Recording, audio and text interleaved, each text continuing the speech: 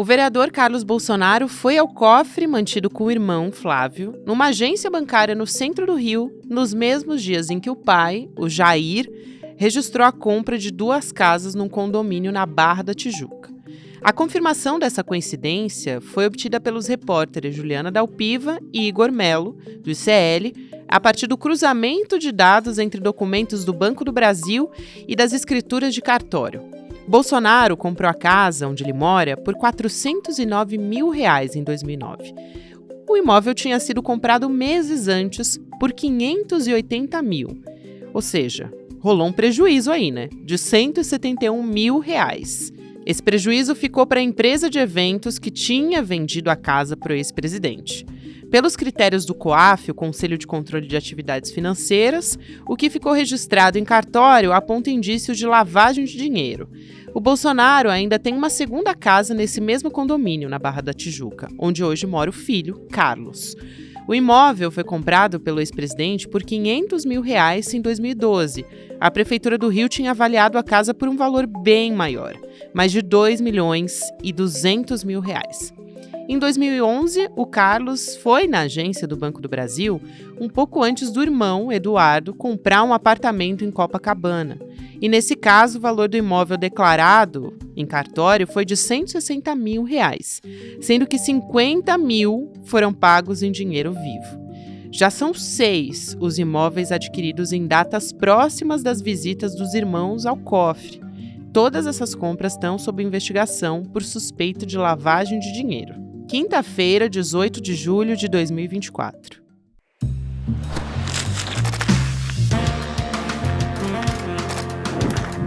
Olá, seja muito bem-vindo, seja muito bem-vinda. Eu sou a Gabriela Varela, essa é a Reportagens.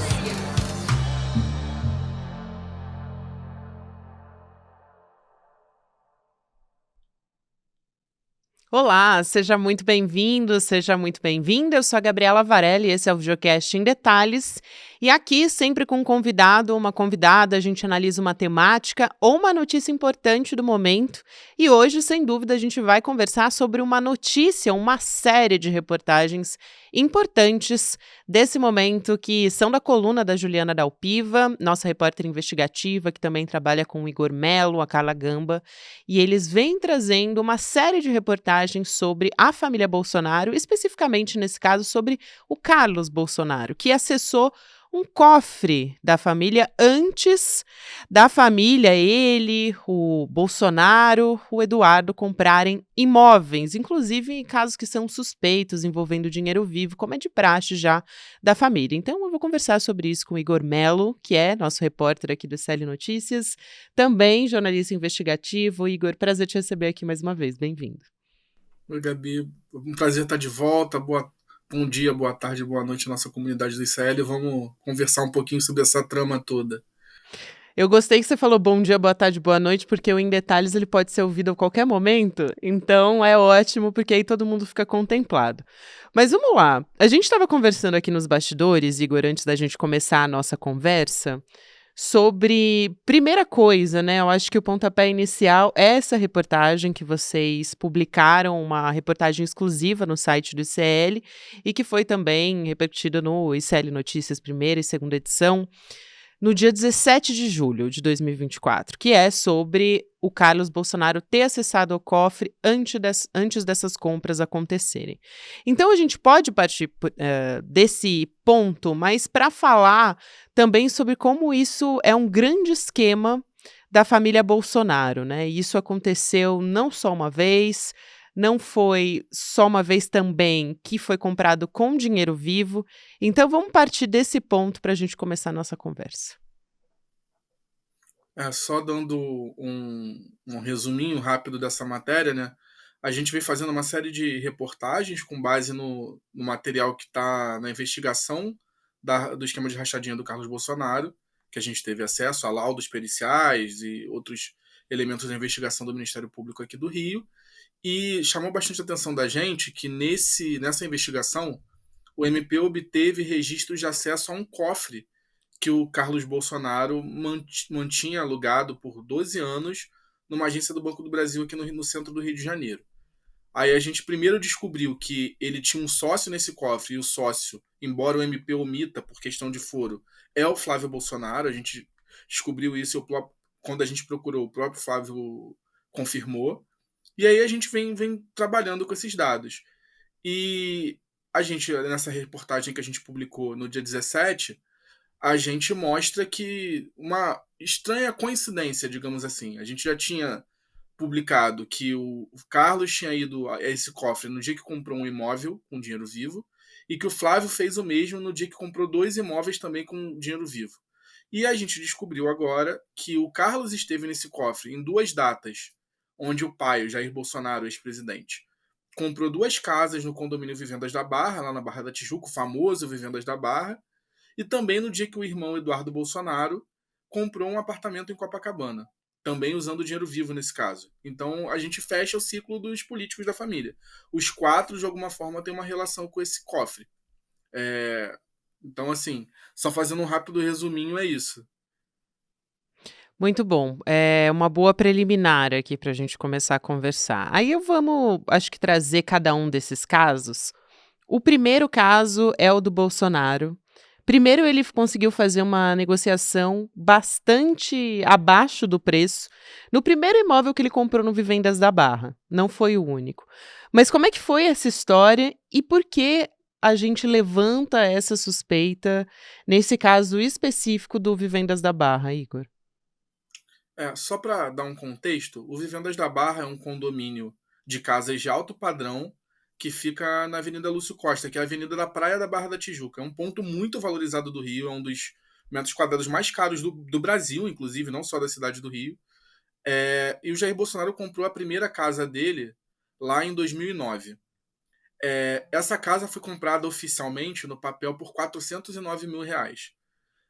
Só que vários detalhes dessa transação chamam a atenção. O primeiro deles é que ele comprou essa casa de uma empresa chamada Comunicativa 2003 Eventos, e essa empresa havia adquirido esse imóvel 4 meses antes. Só que a empresa comprou o imóvel por R$ 580 mil, ou seja, ela em 4 meses ela admitiu um prejuízo de mais de R$ 170 mil sem nenhuma justificativa aparente, porque, assim, não aconteceu nada com esse imóvel, nada mudou na região, não tem nenhum motivo que justifique uma queda de preço tão brusca. O Bolsonaro não declara oficialmente pagamento em dinheiro vivo nesse imóvel, só que tem uma questão que chama, outra questão que chama atenção, que quando a gente compra ou vende um imóvel, a prefeitura faz uma avaliação daquele imóvel para cobrança de impostos. O ITBI, Imposto de Transmissão, e também posteriormente isso vale para o IPTU. E a prefeitura avaliou na época, em 2009, esse imóvel em mais de R$ 1 milhão. Então, assim, é um dado que é importante. É comum que exista um certo descompasso entre o preço de venda e o preço da avaliação da prefeitura, mas não nessa monta. A gente está falando de 2 vezes e meio mais. Assim, o que sugere, pelo menos a gente não pode afirmar, de que o valor pago pelo Bolsonaro não é um valor, foi o valor real, porque é um valor muito abaixo do mercado. Esse caso do primeiro imóvel, principalmente, chama muito a atenção e ele não ter declarado o uso de dinheiro vivo, né, dinheiro em espécie na hora da compra. Quer dizer, é a primeira vez que isso acontece, levando em consideração que a gente tem um histórico tão grande de que a família Bolsonaro costuma fazer essas transações em compras de imóveis, especificamente, em dinheiro vivo, Igor? Não é assim, não é a primeira vez, mas de fato é uma coisa que foge um pouco do padrão deles, né? Tem até a reportagem famosa que a Juliana e o repórter Thiago Erdi publicaram quando a gente trabalhava no UOL ainda, em 2022, durante a campanha, mostrando que a família Bolsonaro comprou mais de 100 imóveis ao longo da carreira política do Bolsonaro, e mais da metade deles com uso de dinheiro vivo, integral ou parcialmente. Então, assim, a gente sabe que o uso do dinheiro vivo é um padrão da família. E nesse caso, assim, eu vou falar porque em outros casos existe prova disso. A gente vai falar, por exemplo, de um caso do Flávio Bolsonaro sobre isso.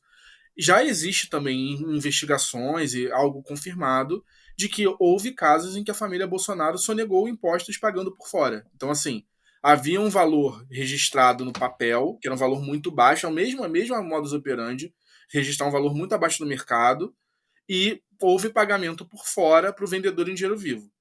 Então, assim, eu tô afirmando que isso aconteceu? Não, porque a gente na polícia não tem como.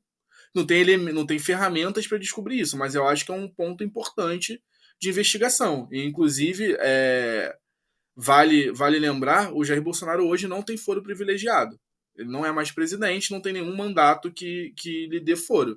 Então, o próprio Ministério Público do Rio pode incluí-lo, inclusive, no bojo dessa investigação do Carlos, porque assim, quem levanta essa bola do cofre é a investigação do MP. Diz, olha, ele mantinha esse cofre e teve essa transação aqui que a gente constatou que ele teve no cofre no mesmo dia.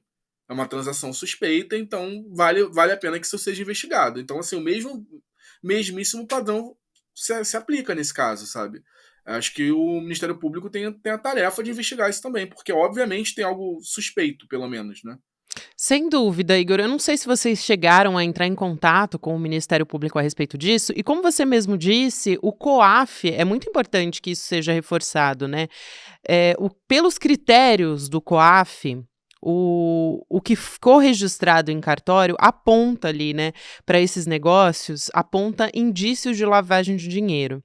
E vocês vão muito bem apontando isso, porque de fato a gente tem os detalhes dessa compra que foram divulgados já em 2018 e até o momento a gente não tinha nenhum tipo de investigação a respeito disso. Vocês chegaram a conversar, entrar em contato com o Ministério Público?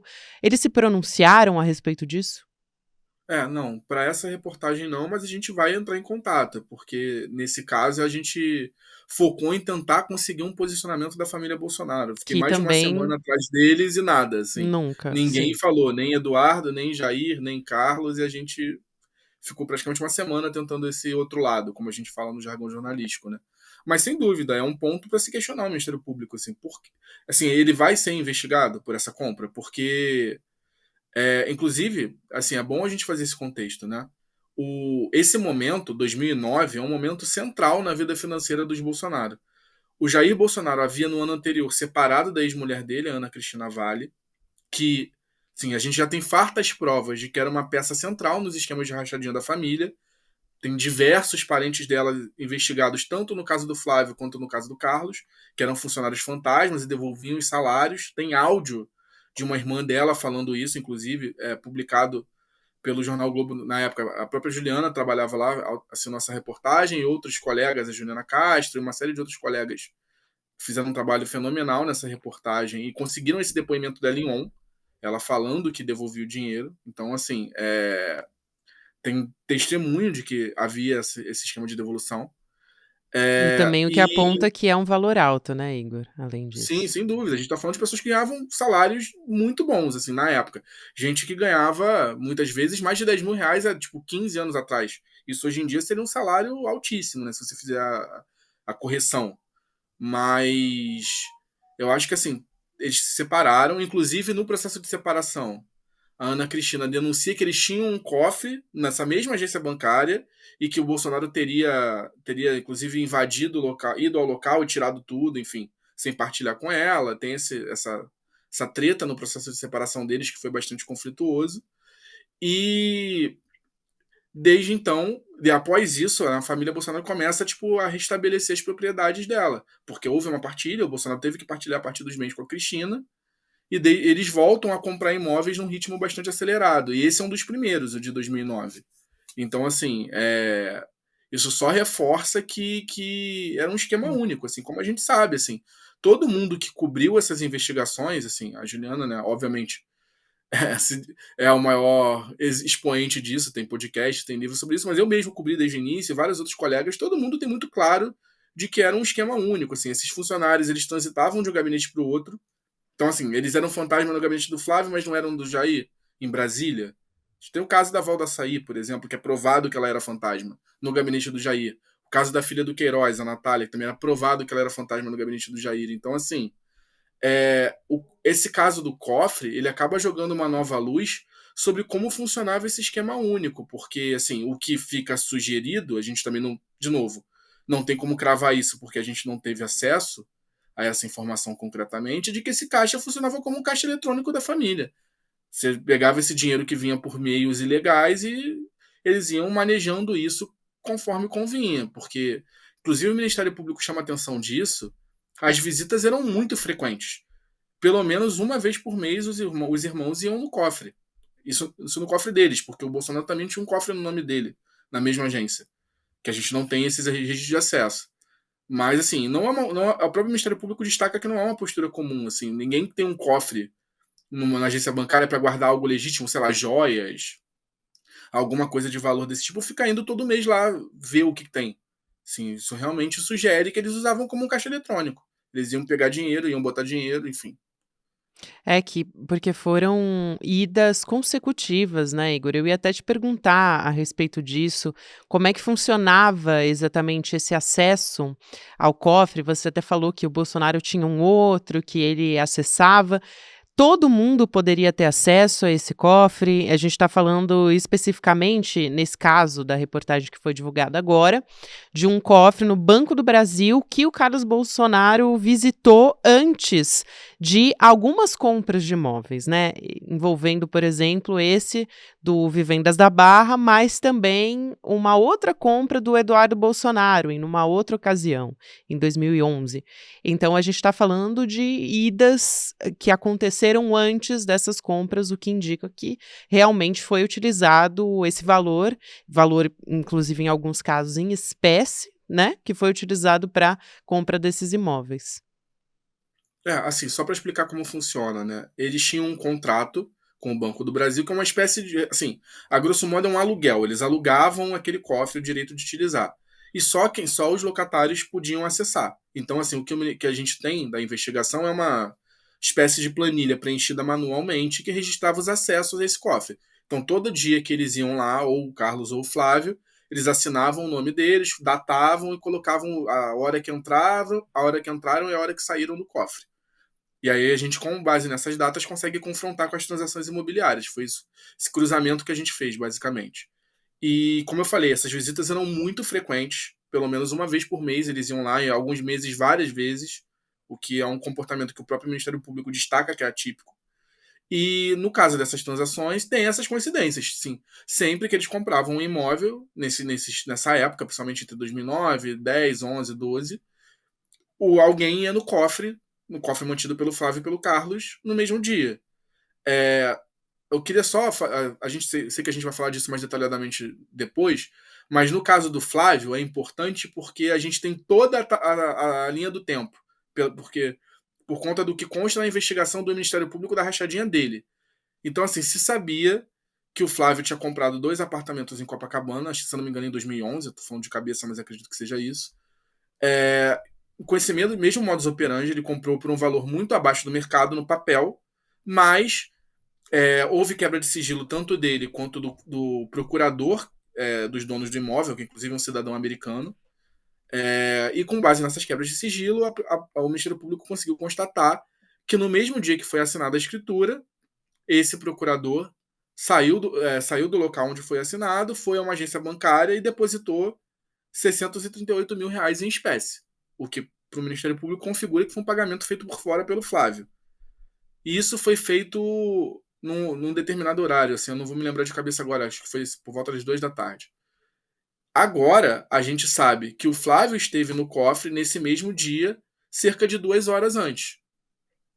Ou seja, sim, tudo leva a crer que pelo menos parte desse dinheiro foi tirado do cofre. Né? Assim, a gente não tem como. Ninguém tem uma imagem do Flávio saindo com uma mala de dinheiro, mas assim, o próprio Ministério Público já banca que houve esse pagamento em dinheiro vivo, feito por ele, e agora a gente tem um novo elemento que é a existência do cofre e a ida ao cofre no mesmo dia. Então, assim, é importante a gente destacar esse caso, porque nesse caso a gente tem toda a cadeia, do início ao fim, tudo o que aconteceu. Nos outros a gente não tem, porque não tem investigação policial ou do Ministério Público. Mas, enfim, é o mesmo modus operandi. É isso que a gente tem tentado destacar o tempo todo. A família Bolsonaro tinha um modus operandi de compra de imóveis, muitas vezes usando dinheiro vivo, que, segundo os critérios das autoridades, COAF, Receita Federal, são indicativos fortes de lavagem de dinheiro. Assim. A gente pode ir até aí, mas isso a gente pode afirmar. Pelos critérios das autoridades, são fortes indícios de lavagem de dinheiro. Assim. É, como vocês apontam na reportagem, o COAF, por exemplo, é uma grande evidência, né, utilizando os critérios do COAF ali. É muito importante isso que você traz, Igor, até porque não é corriqueiro você ir num cofre, né, visitar o cofre para depois comprar um imóvel. Comprar um imóvel também não é, enfim, falando aqui para quem já conseguiu comprar uma casa ou fazer um financiamento, né, as pessoas normalmente, inclusive, fazem isso, né. É uma transação relevante, ou você vende uma casa para conseguir dar uma entrada e depois financia o restante, ou então você vende e depois compra outra, enfim. Não é uma situação corriqueira, você ia ter um cofre, né, tirar uma quantidade, e eu acho muito importante esse ponto que você traz do Flávio, porque o valor chama muito atenção, né? A Juliana já também chamou muito atenção para isso, e não é, assim, pouca coisa. R$ 638.000 em dinheiro vivo, gente. É muito dinheiro, assim. Imagina quantas malas de dinheiro você consegue encher com R$ 638.000, né? É quase R$ 650.000 para comprar um apartamento em 2012, que ele dizia, né, Igor, e você pode explicar muito melhor do que eu, mas que ele dizia que era um apartamento, uma kitnet. E, na verdade, a gente sabe que era um apartamento comum, né? Não era um apartamento, enfim, gigante, mas era um apartamento num lugar, assim, de acesso no Rio de Janeiro, enfim, Copacabana, é uma região nobre do Rio de Janeiro, né? Sem dúvida, assim, muitos cariocas e pessoas de fora do Rio sonham em ter um apartamento em Copacabana. E a Claro. família Bolsonaro comprou vários e vários ao longo das últimas décadas, assim, né? Pelo menos 4, 5 imóveis em Copacabana diferentes, fora outros pontos nobres, como as casas lá na Barra da Tijuca. O Flávio comprou apartamento em Laranjeiras. Então, assim, são imóveis. Assim, isso é uma tática, né? Eles tentam tratar como se fossem imóveis banais, assim, uma coisa que qualquer trabalhador consegue ter. E não é verdade, assim. Eu fiz uma pesquisa rápida para essa reportagem sobre quanto está valendo hoje uma casa no Vivendas da Barra. E assim, as piores casas no Vivendas da Barra estão custando 2,5 milhões, 3 milhões de reais. Você tem casas de 4,5 milhões, 5 milhões, 7 milhões. Então, assim, vamos lembrar, a família Bolsonaro não tem uma história empresarial. Boa parte deles, assim, tirando o Eduardo, eu acho que dá para afirmar, que o Eduardo minimamente teve uma carreira pregressa. Os outros todos não tiveram nenhuma atividade profissional ou empresarial relevante antes de serem políticos. E também lembrar que, assim, deputados estaduais e vereadores, há 15 anos atrás, 20 anos atrás, não ganhavam R$ 40.000, R$ 50.000 de salários. Eram salários bem menores que isso.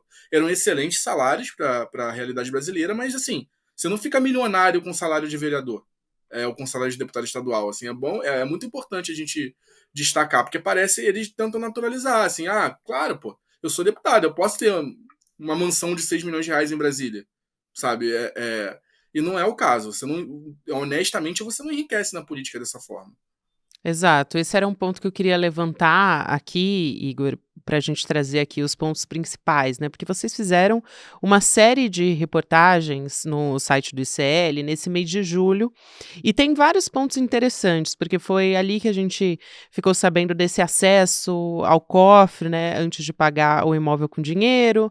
Foi ali também que a gente ficou sabendo de doação do Carlos Bolsonaro para o Flávio. Nunca entrou na conta a maior parte desse dinheiro, então, assim, o que aconteceu, né, com essa doação? E foi num momento muito importante também de aumento de patrimônio da família.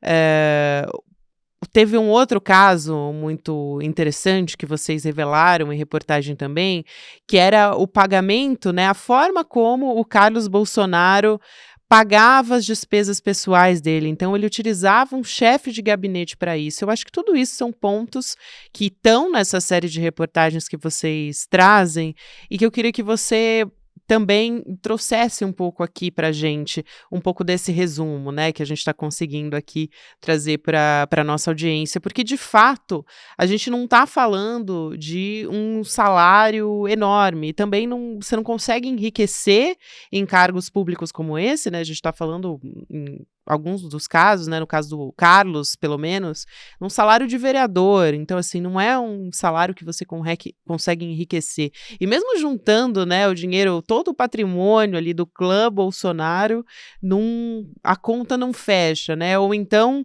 pelo menos uma parte desse dinheiro tem um indício de lavagem de dinheiro porque está sendo utilizado com valor em espécie. É tudo muito nebuloso, né?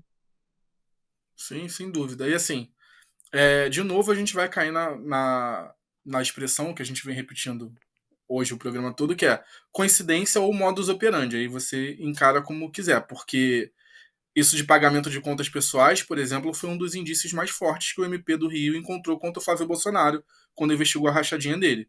Ficou provado que o Flávio Bolsonaro não pagava as próprias contas. Quem pagava era o Queiroz. Então, assim, isso está provado. A gente tem a quebra de sigilo dele, mostra isso muito claramente. Tem um caso, por exemplo, que me chama a atenção, que se relaciona com a questão dos imóveis, que o Flávio, em 2008, comprou financiado 12 salas comerciais num edifício comercial na Barra da Tijuca.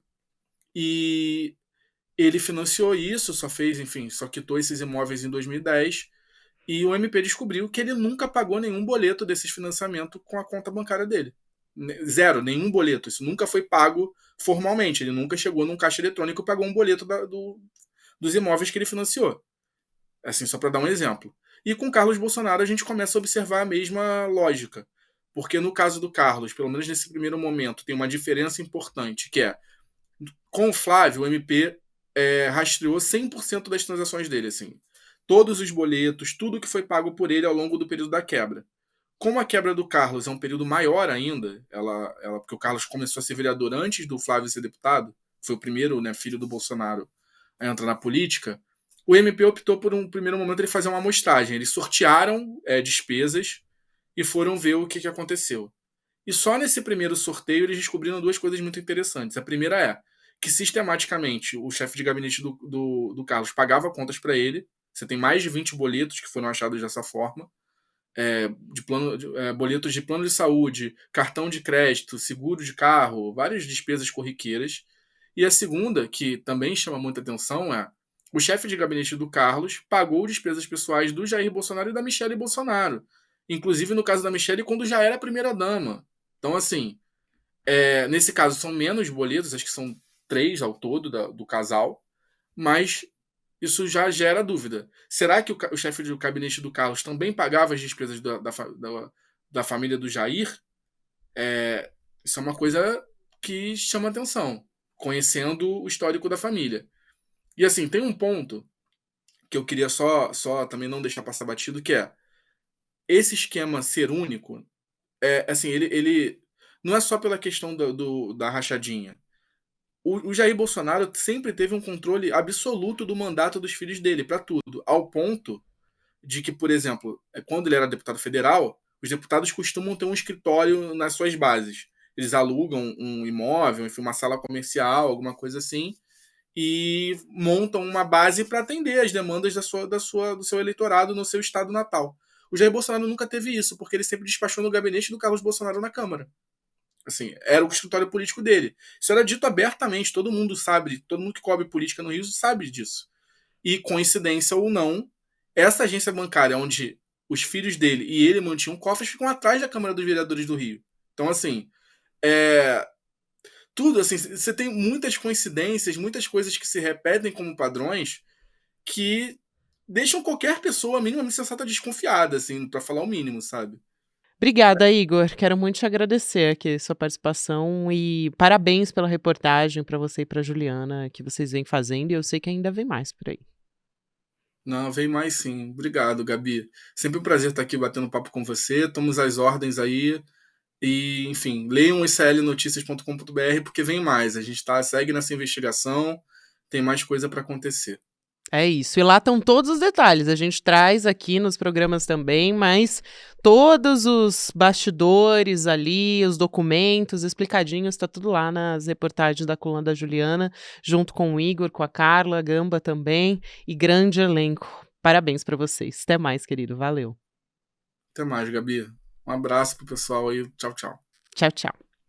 Bom, gente, já fica aí a recomendação para você, então, acessar o nosso site para continuar acompanhando essa série. E eu também quero te recomendar o novo curso, a nova turma do Empreendedor Mestre, que vai acontecer no dia 28 de julho, às 8 horas da noite. É um domingo, vai ser uma aula gratuita e online, mas que você precisa fazer inscrição para poder acompanhar. Essa é a aula inaugural, então é aquela que o Edu faz para te explicar como é que vai ser o curso, quem vão ser os professores, o que que você vai aprender, tudo isso no Despertar Empreendedor, que a gente fez aqui em São Paulo. Muita gente pediu para que a gente abrisse uma nova turma, então aí tá, atendendo aos pedidos, o Eduardo Moreira vai trazer mais esse curso disruptivo de empreendedorismo para você. Obrigada a você que me acompanhou até aqui. Lembrando, em detalhes, sempre às 10h30 da manhã no YouTube. Depois, Mercado Investimentos, Rolê CL, 6 horas da noite, CL Notícias, segunda edição. E a gente está o dia todo disponível para você e todos os episódios disponíveis nas plataformas de áudio para você ouvir em qualquer momento do seu dia. Tchau, tchau. Olá, eu estou aqui para te convidar para um mergulho na história da China e especialmente na Revolução Cultural importante de Mao Tse-tung. Só quem viveu sabe o que foi aquilo que até hoje está a história coberta de enigmas e de mistérios. Mas uma família brasileira estava lá na China e enfrentou essa mudança. O documentário A Ponte de Bambu conta essa experiência da família brasileira ali na China. E a gente vai assistir junto com o diretor super premiado Marcelo Machado, que fez esse documentário. E vai trazer muitas informações impactantes, absolutamente novas para nós. A Ponte de Bambu, um mergulho nos tempos da Revolução Cultural da China de Mao Tse-tung. Você vai ver isso e muito mais aqui no ICL. Depois do filme, a entrevista com Marcelo Machado. Vai ser no dia 21 de julho, domingo, às 8 da noite. A gente conta isso para você que você se sinta mais livre, mais dono da sua história, porque só o conhecimento liberta.